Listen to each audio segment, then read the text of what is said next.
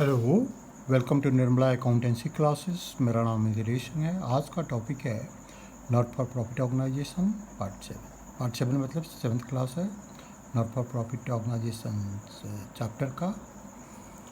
और आज का जो सब्जेक्ट मैटर होगा, विषय वस्तु होगी, वो होगा subscription account and stock of consumable items consumed, stock of consumable items consumed मतलब सब्सक्रिप्शन अकाउंट बना करके हम जितना इनकम एंड एक्सपेंडिचर के इनकम साइड में दिखाना है वो उस अमाउंट को कैलकुलेट करेंगे। उसी तरह क्रेडिटर्स या सप्लायर्स का अकाउंट बना करके और स्टॉक अकाउंट बना करके जितना हमको इनकम एक्सपेंडिचर की एक्सपेंडिचर साइड में दिखाना है उसको दिखाएंगे। तो ये इस तरह के क्वेश्चन पहले हम लोगों ने किए हैं, लेकिन फार्मूला बेस्ड करके किया है। फार्मूला मैंने इसलिए बताया था कि फार्मूला समझने में ज़्यादा आसानी होती है। जब सारी चीज़ों से आप बिल्कुल एक्वेंटेड हो जाते हैं, आप समझ लेते हैं, तब अकाउंट्स बनाने में थोड़ी सुविधा होगी। क्योंकि अकाउंट्स का जो बनेगा वो एक बिल्कुल नॉर्मल तरीके से हम लोगों ने बनाया है, उस तरह नहीं बनेगा। कुछ दूसरे तरह के ट्रीटमेंट होंगे जो हम लोगों को समझना पड़ेगा। उसका स्पष्ट रीजनिंग है, लेकिन रीजनिंग को हम लोगों को समझना पड़ेगा, और तब समझने में अकाउंट फार्मूले के बाद आसानी होगी। हालांकि फार्मूला भी डिराइव्ड किया गया है अकाउंट से। फार्मूला जो भी डिराइव्ड किया गया है वो अकाउंट्स बना करके हैं। अकाउंट ही बेसिस है किसी भी अकाउंटिंग प्रॉब्लम का। कोई भी अकाउंटिंग प्रॉब्लम का बेसिस अकाउंट्स या जर्नल एंट्री है। लेकिन हम लोगों ने मैथमेटिकली उसको कैलकुलेट किया और सही ढंग से किया, लेकिन बेस्ड ऑन अकाउंट से ही है वो। अगर हम ध्यान से देखेंगे तो मैं वो स्पष्ट भी कर दूंगा अभी आगे मैं बढ़ूँगा तो सबसे पहले हम लोग क्वेश्चन करते हैं। क्वेश्चन क्या है? क्वेश्चन पढ़ते हैं ध्यान से। From the extract of receipt and payment account and additional information, prepare subscription account and income expenditure account for the year ending 31st March 2020. Receipts and payments accounts दिया हुआ है for the year ending 31st March 2020. Receipt side में दिया हुआ है subscriptions 2000, यहाँ 2 लिख सकते हैं, कोई दिक्कत नहीं है। नहीं भी है तो हम समझते हैं 2 सब्सक्रिप्शंस। 18-19 का मिला है हमको 7,000, 19-20 का मिला है 30,000, 20-21 का मिला है 5,000, टोटल 42,000 मिला है।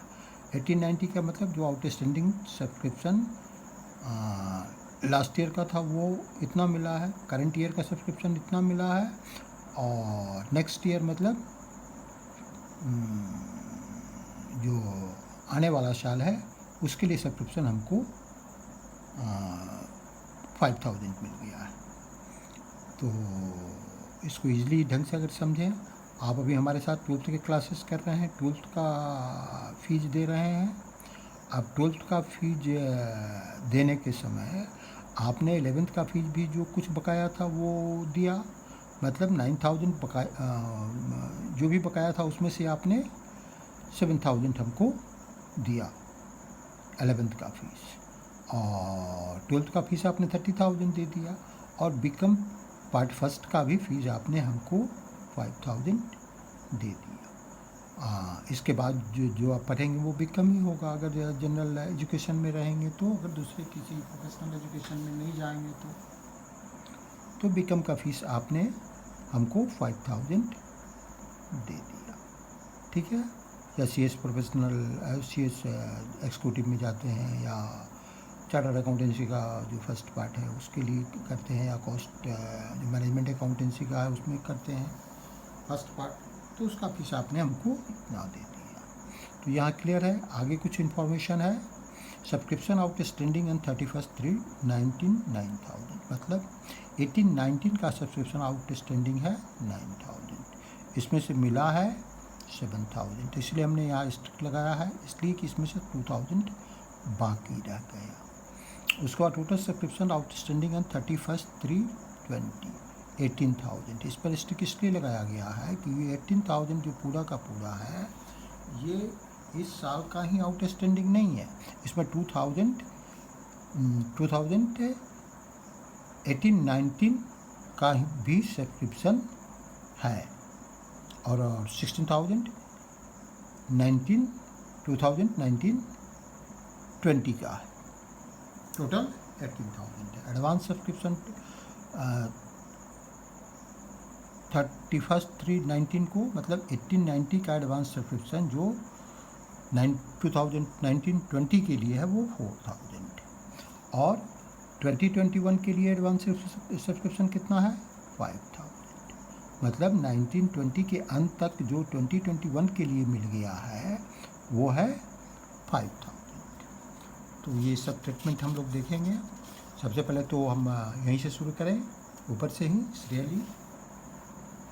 तो रिसिप्ट एंड पेमेंट अकाउंट के डेबिट साइड में सब्सक्रिप्शन अकाउंट है, सिंपली इसको हम लोग रिसिप्ट एंड पेमेंट अकाउंट के क्रेडिट साइड में ट्रांसफ़र कर देते हैं।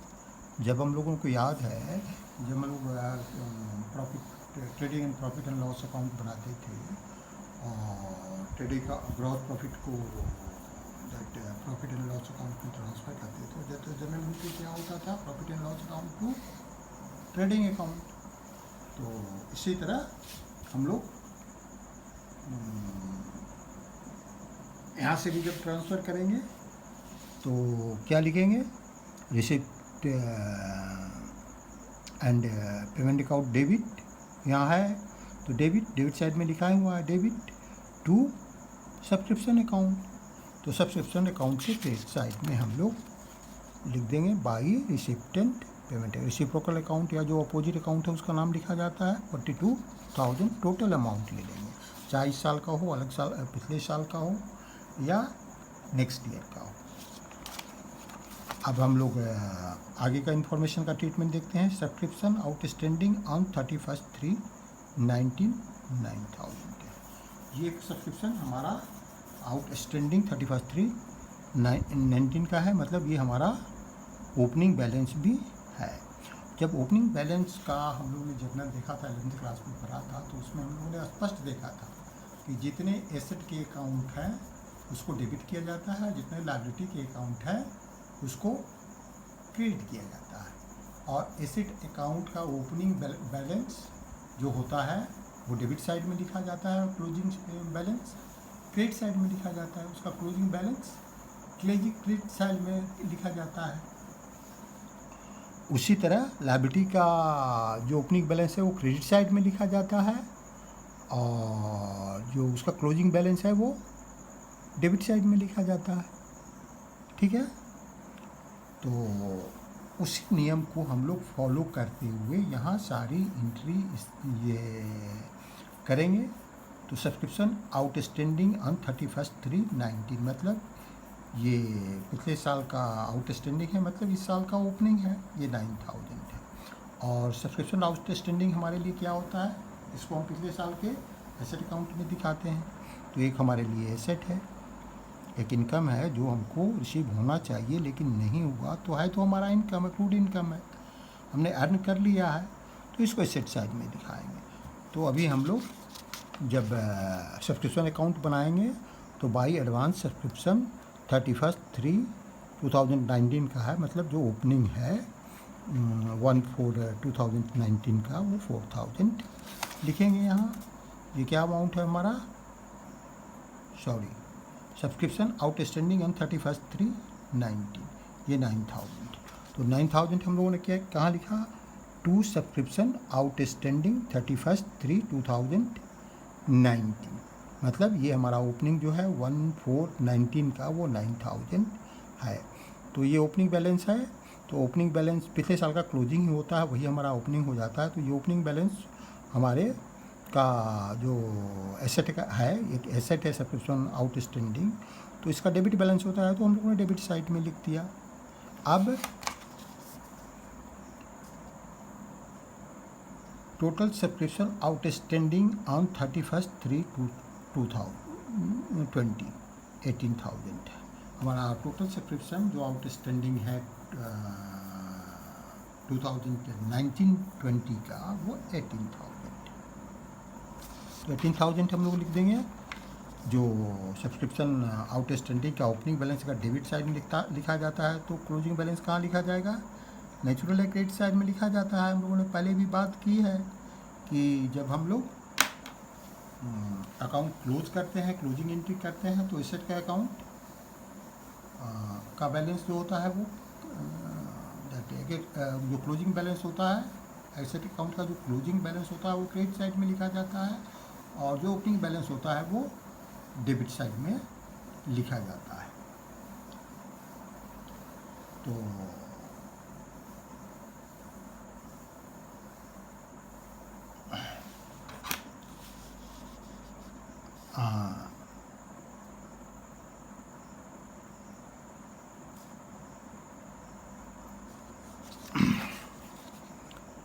यहाँ जो क्लोजिंग बैलेंस में हम लोगों ने 18,000 लिख दिया by subscription outstanding.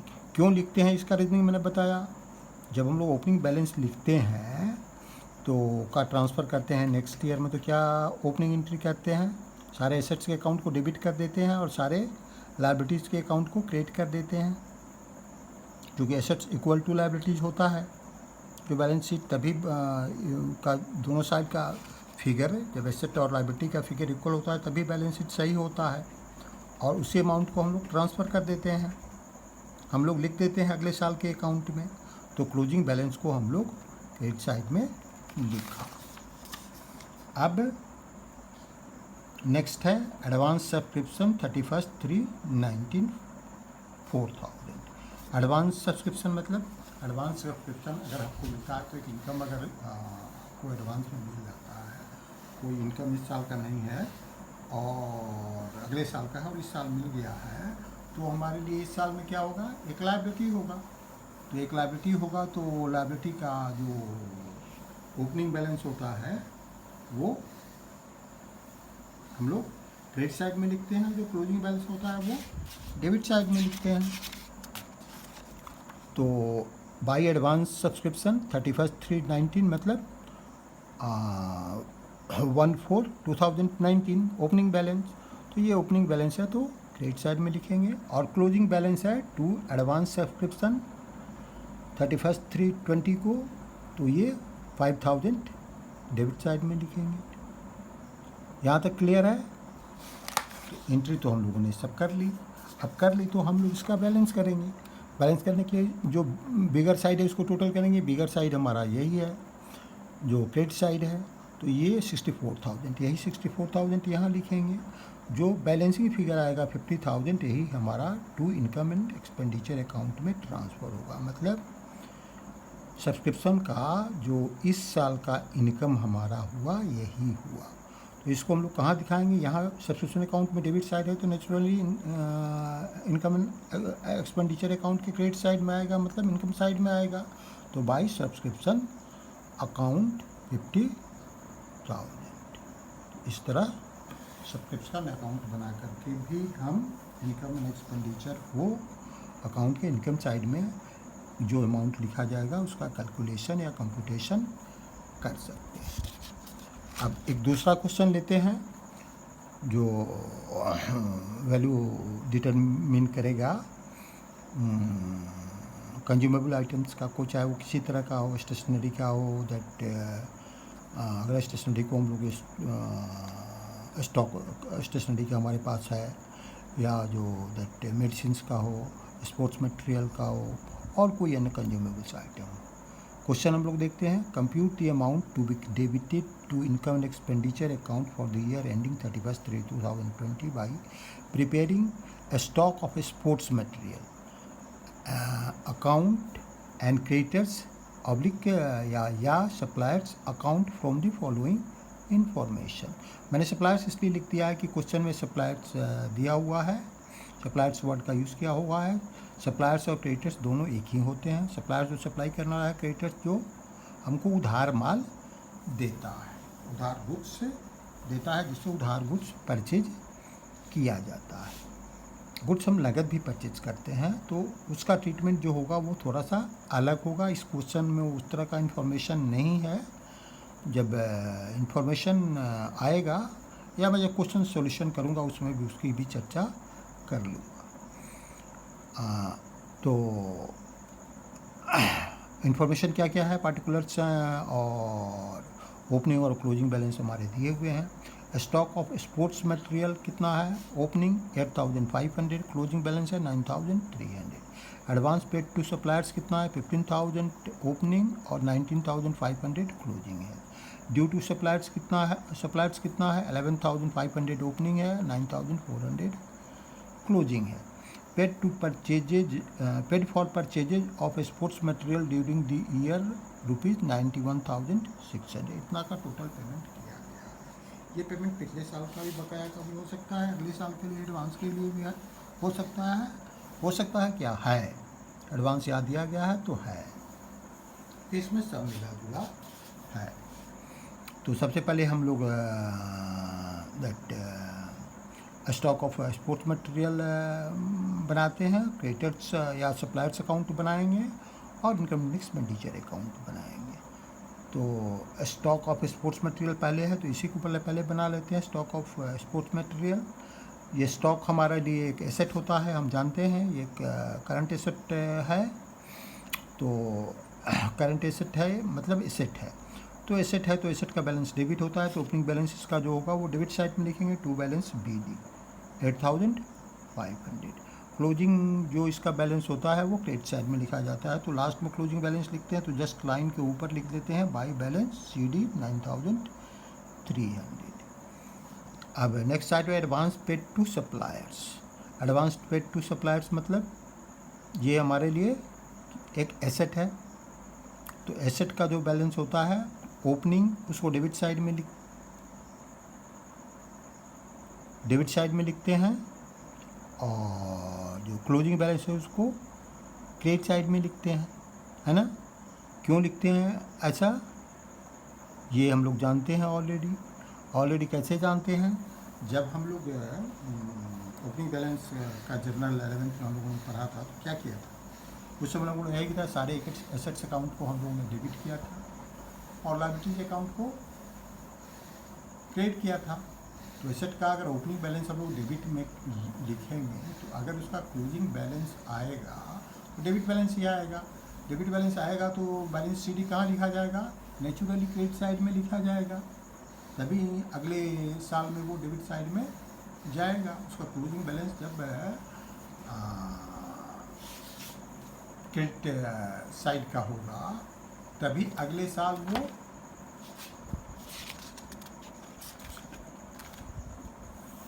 Debit side में जाएगा। तो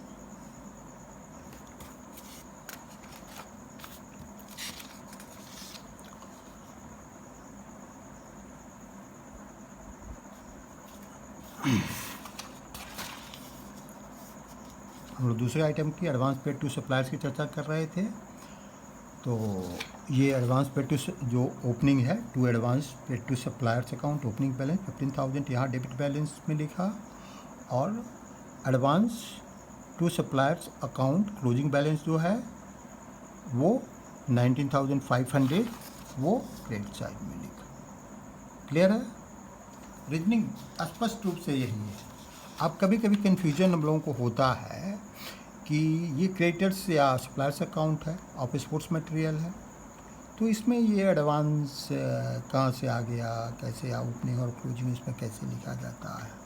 इसलिए लिखा जाता है कि हमसे एक्सपेक्टेड है कि हमको सप्लायर्स अकाउंट और क्रेडिटर्स अकाउंट बनाना है और that stock of sports material बनाना है, ठीक है।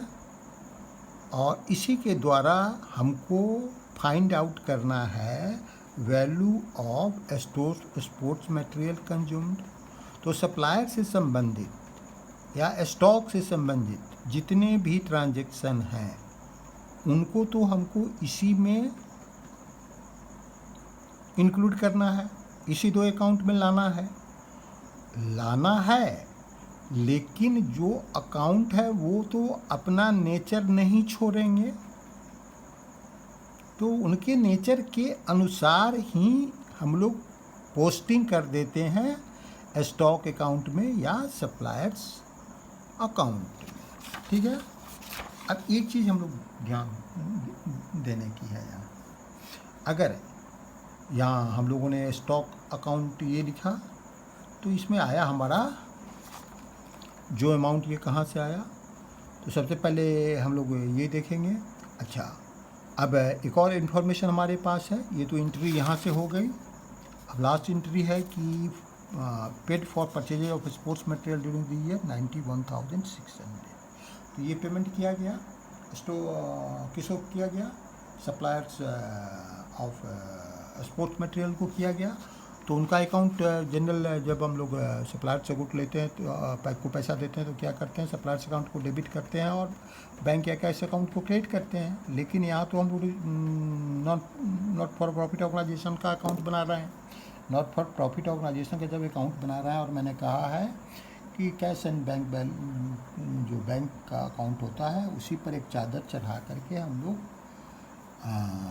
रिसिप्ट एंड पेमेंट अकाउंट बनाते हैं। मतलब receipt and payment account cash and bank के अकाउंट का ही एक समरी, पूरे साल के कैश एंड बैंक अकाउंट का एक समरी होता है, और वो उसी तरह बनाया जाता है जिस तरह कैश एंड बैंक अकाउंट बनाए जाते हैं। मतलब कैश एंड बैंक अकाउंट में जितने भी अमाउंट रिसिप्ट होते हैं वो डेबिट साइड में होते हैं, पेमेंट होते हैं क्रेडिट साइड में लिखे जाते हैं। उसी तरह रिसिप्ट एंड पेमेंट अकाउंट में भी जितने भी अमाउंट रिसीव होते हैं, इनकम होते हैं, वो डेबिट साइड में लिखे जाते हैं, और जितने पेमेंट होते हैं चाहे जिस तरह के भी हो, कैपिटल नेचर के हों, रेवेन्यू नेचर के हों, जिस नेचर के हों, डेबिट रेवेन्यू नेचर के हों, जिस नेचर के हों, उनको हम लोग जितना रिसिप्ट होता है उसको डेबिट साइड में लिखते हैं, रिसिप्ट साइड में लिखते हैं, और जो उतना पेमेंट होता है उसको पेमेंट साइड में लिखते हैं, क्रेडिट साइड में लिखते हैं।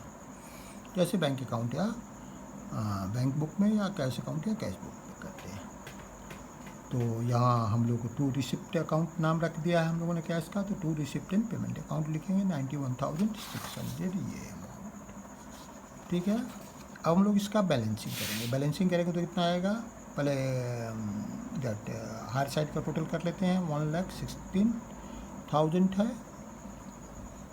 यहाँ मैंने टू बैलेंस CD क्यों लिखा है, ये हम लोग को क्लोजिंग बैलेंस दिया हुआ है। ये साफ साफ हमारे पास बैलेंस BD, यहाँ अगर हम ओपनिंग लिख दें तो ज़्यादा स्पष्ट हो जाएगा, और यहाँ हम क्लोजिंग लिख देते हैं तो ज़्यादा स्पष्ट हो जाएगा।